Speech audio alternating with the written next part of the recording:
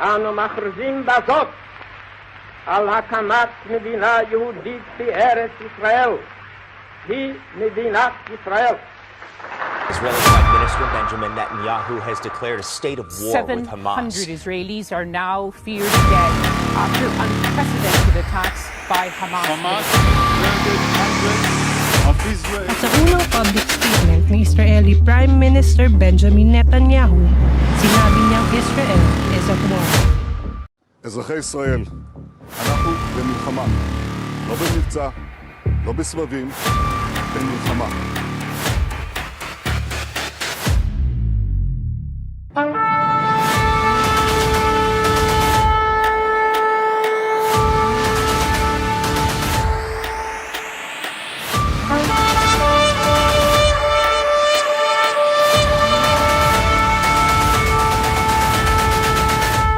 That bomb has more power than 20,000 tons of TNT.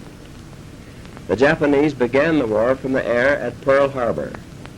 With this bomb, we have now added a new and revolutionary increase in destruction.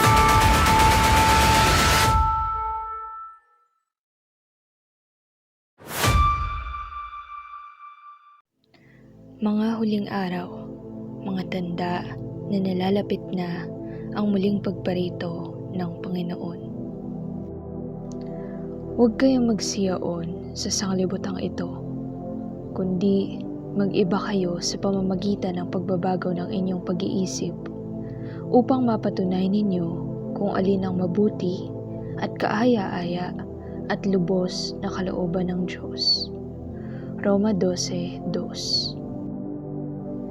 Mga minamahal na kapatid kay Kristo, tunay nga na tayo ay nangabubuhay sa panahon ng biyaya, na ang Panginoong Hesus ay namatay para sa katubusan ng ating mga kasalanan. Bilang mga Kristiyano, tayo ba ay nakatutugon sa kabanalang iniatang ng Diyos sa atin upang ating lakaran? Sapat ba ang pananampalatayang tinataglay upang magkamit ng biyayang pagliligtas? Sa panahon natin ay naglipa na ang maraming pangkating Kristiyano na nag-aangking sila ang tunay na iglesia na itinayo ng ating Panginoong Hesukristo. Marami ang nagsusulputang mga bagong sekta ng Kristyanismo. Ito ang katuparan ng hula sa aklat ni Daniel na sa panahon ng kawakasan ay marami ang magpapakalinis at magpapakaputi at magpapakadalisay, at ang mga pantas ay makakaunawa sa nilalaman ng mga kasulatan. Daniel 12:9-10. Ang tanong, alin nga kaya ang nagtataglay ng katotohanan? Sa panahon ng materialismo, maging ang relihiyon ay kinakasangkapan ni Satanas upang iligaw ang tao. Lubhang napakahirap sa atin ang maglingkod sa Diyos na hindi sumasailalim sa kinang at kalansing ng pilak. Ano ngayon ang ating sasabihin? Ang mundo nga ba ay umiikot sa pamamagitan ng kapangyarihan ng salapi? Huwag nawang mangyari, sapagkat ang araw ng ating katubusan sa balakyot na sistema ng sanglibutan ay malapit na. Ang mga tanda na nakasulat sa Biblia sa muling pagparito ng ating Panginoong Hesukristo ay nangagaganap na. Kung kaya't nagbabala ang Panginoon. Kung nagpasimulang mangyari ang mga bagay na ito, ay magsitingin kayo at itaas ninyo ang inyong mga ulo, sapagkat malapit na ang pagkatubos sa inyo. Lucas 21:28. Ano-ano ang mga tanda na tinutukoy ng Biblia at papaano natin mapatutunayan na tayo nga ay nasa mga huling araw na? Ang una nating isaalang-alang ay ang hula ni Apostol Pablo sa kanyang 2 sulat kay Timoteo, na ganito ang sinasabi. Datapot alamin mo ito, na sa mga huling araw ay darating ang mga panahong mapanganib, sapagkat ang mga tao ay magiging maibigin sa kanilang sarili, maibigin sa salapi, mayayabang, mga mapagmalaki, mapagtungayaw, masuwayin sa mga magulang, mga walang turing, mga walang kabanalan, walang katutubong pag-ibig, mga walang paglulubag, mga palabintangin, mga walang pagpipigil sa sarili, mga mabangis, hindi maibigin sa mabuti, mga lilo, mga matitigas ang ulo, mga palalo, mga maibigin sa kalayawan kaysa maibigin sa Diyos, na may anyo ng kabanalan. Datapwat tinanggihan ang kapangyarihan nito. Lumayo ka rin naman sa mga ito. 2 Timoteo 3:1-5. Ang hulang ito ay tumutukoy sa uri ng pamumuhay ng karaniwang tao sa lipunan. At sa paglago ng kaalaman sa teknolohiya, lubhang bumaba ang moralidad ng tao. Nangawala ang mga balakid sa komunikasyon at nagkaroon ng ugnayan ng mga tao sa alinmang sulok ng daigdig. Ang mga dating kaalamang nakatago ay madaling natutuklasan. Mula sa kaitaasan ng mga langit, sa mga kalaparan ng mga lupain, at hanggang sa kailaliman ng mga dagat, ito na ang panahon na binanggit ng anghel na si Miguel kay Daniel na panahon ng kawakasan. Sa panahong ito, ang tao ay tatakbo ng paraot parito.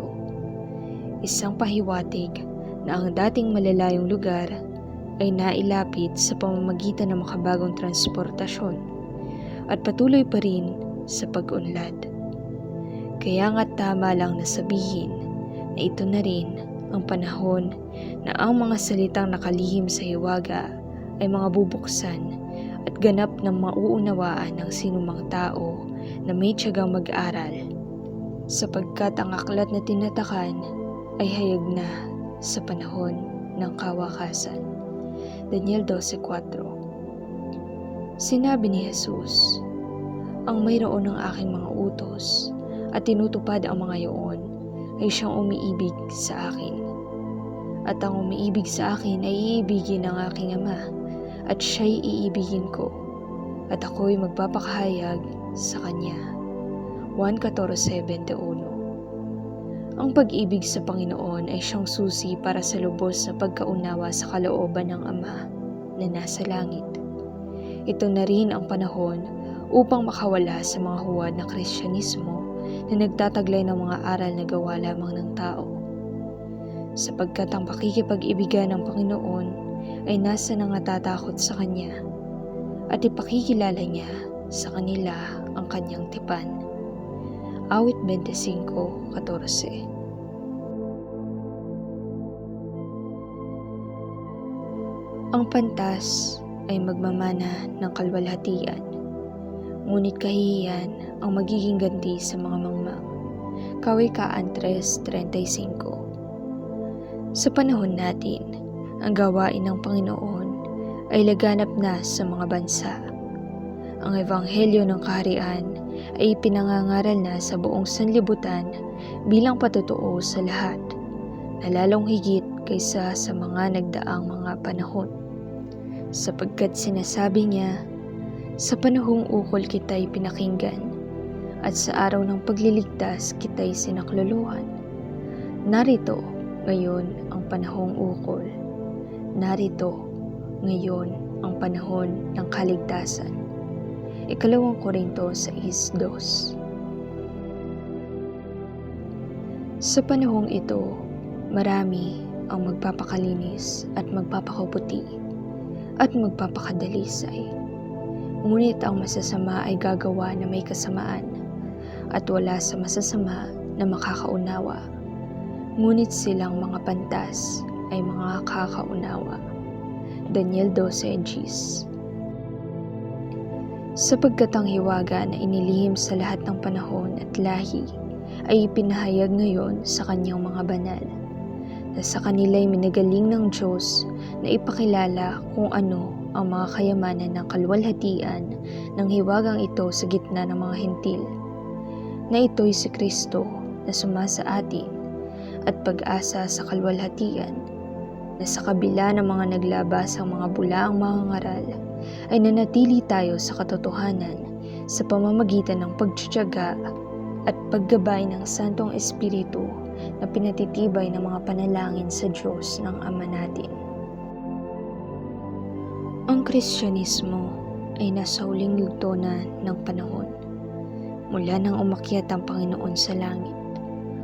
Kung kaya't ang mga hula sa kanyang muling pagparito ay halos nangatupad na, gaya ng mga digmaan, kagutom, at iba't ibang mga kalamidad.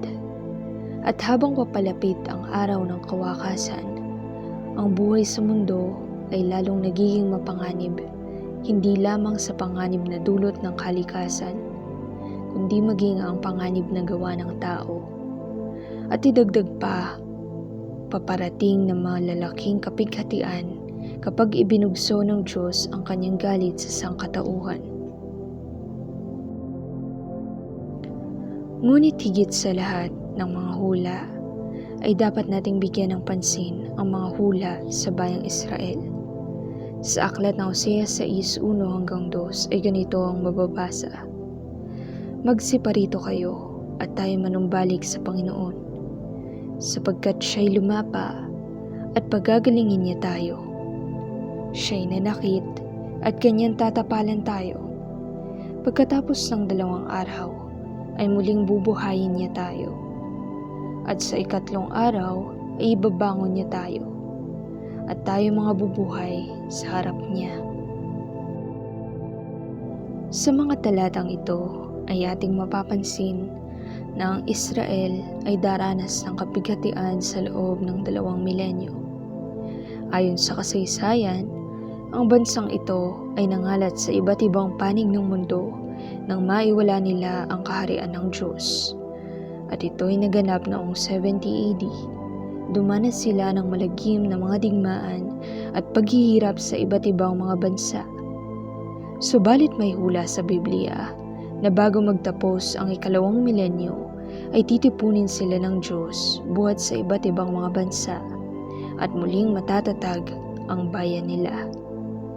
At nangyari nga ito noong Mayo 14, 1948. Ganito ang sabi ng Panginoong Diyos: Narito, ako, sa makatuwid bagay ako, sisiyasat ng aking mga tupa, at aking hahanapin sila. Kung paanong hinanap ng pastor ang kanyang kawan sa kaarawan na siya'y nasa gitna ng kanyang mga tupa na nangangalat, gayon ko hahanapin ang aking mga tupa. At ililigtas ko sila sa lahat ng dako na kanilang pinangalatan sa maulap at madilim na araw. At aking ilalabas sila sa mga bayan at pipisanin ko sila mula sa mga lupain. At dadalhin ko sila sa kanilang sariling lupain at pagsasapsabin ko sila sa mga bundok ng Israel, sa tabi ng mga daan ng tubig at sa lahat na tinatahan ng dako sa lupain. Ezekiel 34:11-13. At kanilang sasabihin, ang lupaing ito na naging sira ay naging gaya ng halamanan ng Eden. At ang sira at giba at wasak na mga bayan ay nakukutaan at tinatahanan. Ezekiel 36:35.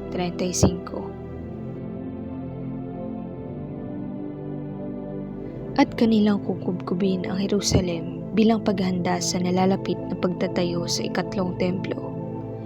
Pagkaraan ng 70 taon ng muling pagkatatag ng bansang Israel, 2018, iminungkahi ng mga Hudyo na muling ibalik ang Jerusalem bilang kabisera ng bayan sa kabila ng pagtutol ng mga Palestino.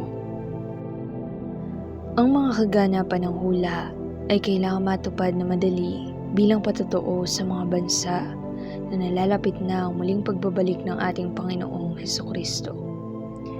At mangyayari na ang Israel ay sasalakay ng pangunahing bansa sa hilaga sa pamamagitan ng pakikipag-alyansa ng mga bansang Arabe sa silanganan na tututulan ng mga kanluraning bansa at ito'y magdudulot ng pandaigdigang pagbagsak sa politika at ekonomiya. Ang araw ay dumarating na ipagtatanggol ng Diyos ang Israel laban kay Gog at maging kay Magog sa lahat ng uri ng digmaan, bilang pagpapakilala sa lahat ng mga bansa na siya ang Panginoon, ang dakila at banal.